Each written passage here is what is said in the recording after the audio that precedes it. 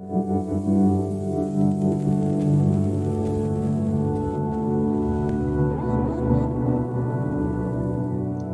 next speaker is the head of strategy transformation and innovation at Orange International Networks. She's in charge of defining the strategy of Orange International Networks, and she's as well an innovation catalyst leading and promoting a data-centric strategy together with several initiatives to scale the use of AI and big data, automation, and network functions virtualization.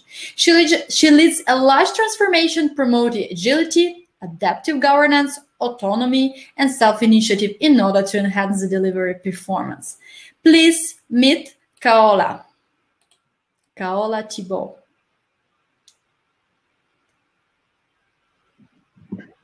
Hi, Khaoula, and welcome. Thank you. I'm very excited to be here. It's my first time, and I'm really happy to be with all of you. I can see all and feel all the good vibes. Thank you very much, and great. I hope for the first one, but not the last one. Do you have slides? And if you do, I will stay with you just a second to make sure we're all set. Yes, I do have slides. Okay, good. Just click the screen sharing button. Yeah, it's happening. We see your slides. Great. You're doing already a great job. I will leave the stage to you, and we'll be back for Q&A if we have time. Enjoy and have fun. Thank you, Anna. Thank you all. Happy to be here with you. If you're a woman, then you have the right profile to become a leader. I guess if I have said the same sentence 40 years ago, I may have been seen as a crazy person or a nonsense person. But today, it is quite close to the reality. So let me ask you a question first. Do you see yourselves today as a leader or having the skills to become a leader? Do not hesitate to use the chat. But I bet that if you're attending this event, I will have a lot of yes answers. But in the reality, in your opinion, how many women will answer yes? I believe not so many. And actually, less than 40% of women, working women, when they're asked this question, they do not want to be a leader or have higher positions in their organization. Why? Is it a question of confidence? Women have all the skills to become leaders. They only have to dare. I want to share with you a personal experience that I had a few months ago, and that left a huge imprint in me. Well, I had an open position, 100 engineer management role, and I had two candidates, equally qualified. They graduated from the same school in year, a man and a woman. Well, you can see me coming. I had a preference for the woman, actually, and no discrimination here. She only had a more diverse career. She worked on marketing, on technical environments. She had experiences in several companies, and I thought it will be a good fit. So I met both of them, and the interview confirmed my first impression. The lady was really a good fit. So I was ready to hire her, and a few days later, I've been contacted by the man, reassuring me about his motivation, that he has all the skills to be the right fit for the role. And I had a call from the lady, and she told me that she considered the position, and she thinks that she doesn't have all the skills for the role, and that she wants to start with a lower position in the organization, and then maybe a few years later having this kind of position. I was a little bit shocked, and I told her that actually I disagree, that I see her in this position, that she has the skills, she has the background, and that she is a good fit. But she stood firm, and she has made up her mind, and she told me that she is afraid of failing, especially that she was in charge of her two kids, and that she was afraid the job will be so much. That was really disappointing, and it was the real time in my career, not a long career, but it was the real time I really experienced, and I really faced what we call the confidence gap. And I saw how much the woman, which for me was even more qualified than the man, saw herself, was lacking of confidence, and the man wanted the job and felt himself enough skills for the position. So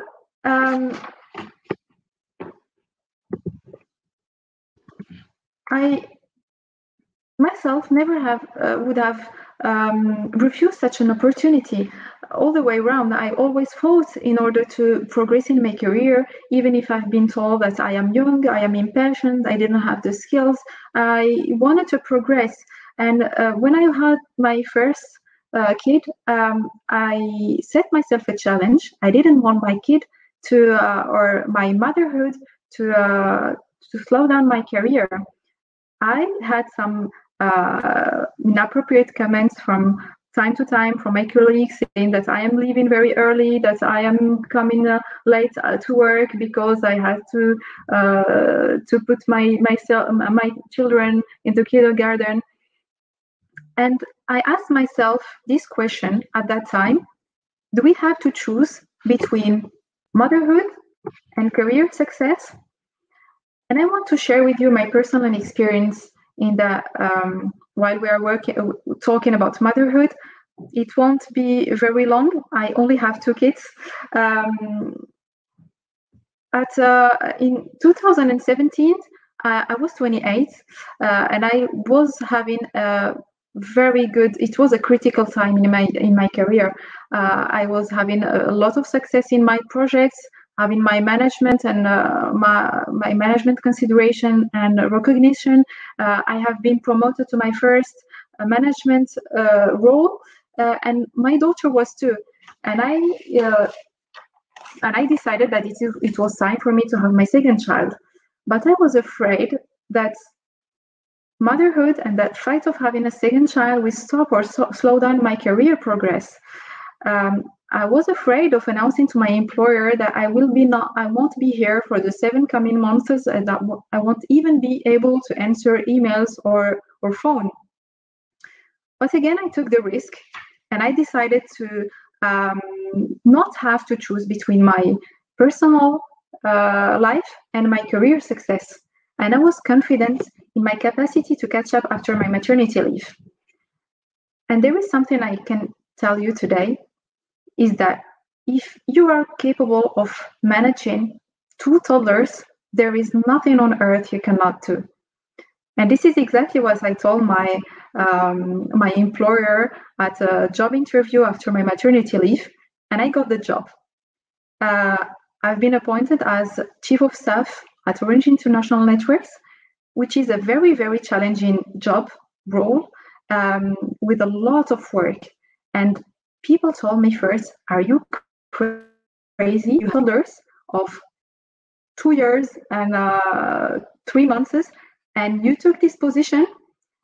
And I didn't see it as a big challenge. The job required a lot of stress resilience, a big amount of work, organization, capacity to adapt, to learn, to react fast, to imagine the long term, to see, to apply on the short term, but to imagine the long term impact. And actually, this is what mothers do. And there is something I can't understand. Mothers do that every day. Why they don't do it at work? Again, it is a question of confidence.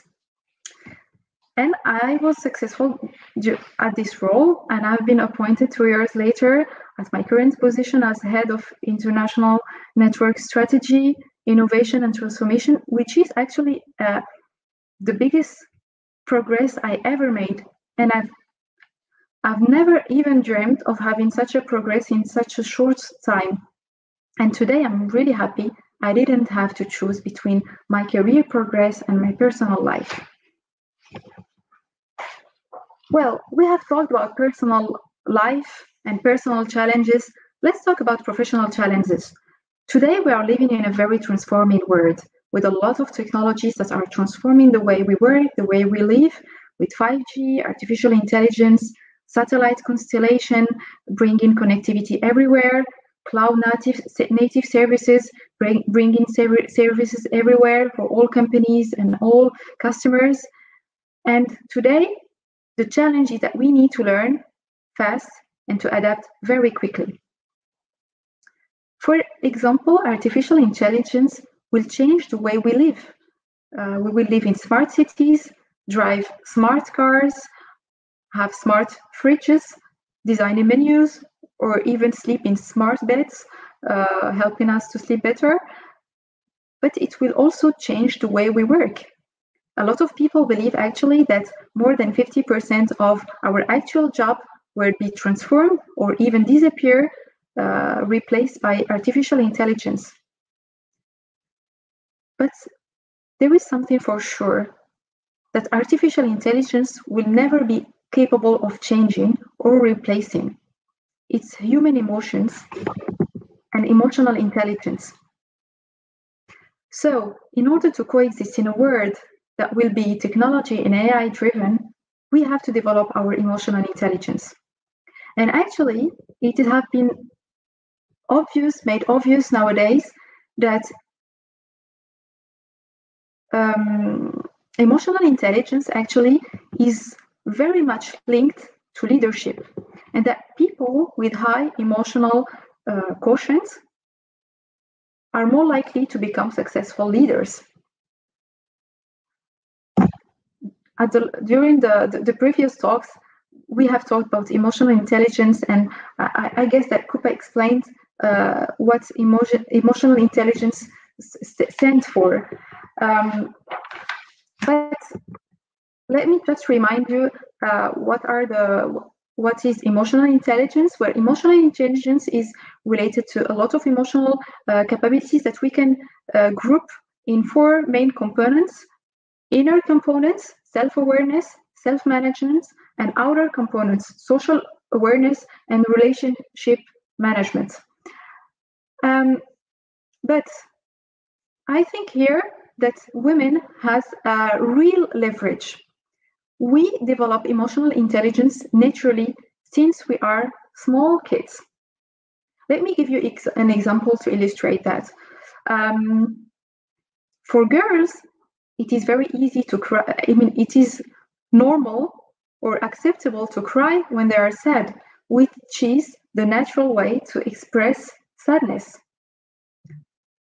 Boys are not allowed to cry because they must be strong. They are not pussies, if I may say so. So they don't have to cry.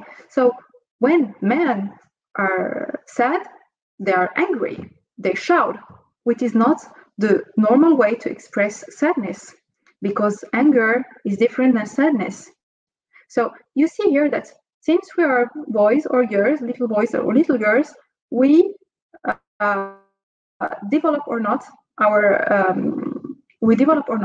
emotional intelligence.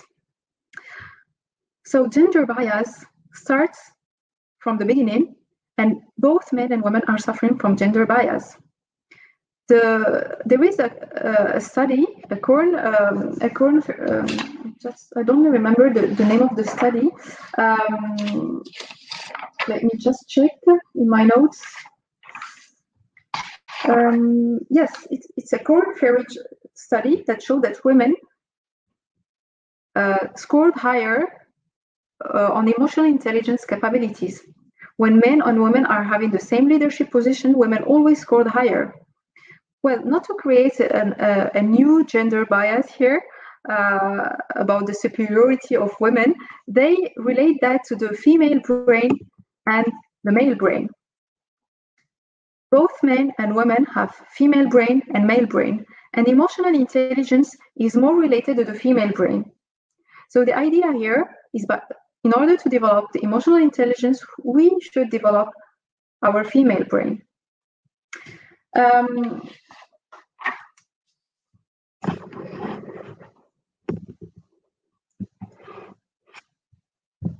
I wanted to share with you also an important thing that we have experienced the last months all together. We have lived during the last months an unprecedented crisis since 1918, since the Spanish flu. It is a very, very strong crisis. And guess what? the countries that had the best response to this crisis, to the COVID-19 crisis, has something in common. They are all led by women. Well, I guess that you have seen this post on Twitter or LinkedIn, but I have a personal experience that I wanted to share with you on that purpose. I've been in charge of the COVID crisis management in my entity on Orange International Network, managing the impact, anticipating the strategy in order to react, and also anticipating the impacts on people, the return to office after the lockdown, etc. And I had a lot of male peers having the same responsibility in other entities, in Orange, and they were all struggling with communication. They wanted to communicate about the fact that everything is under control, that we have everything handled. But I decided not to come with that. I decided to be transparent. I shared when I had doubts, when I had questions, because this is a very unprecedented crisis.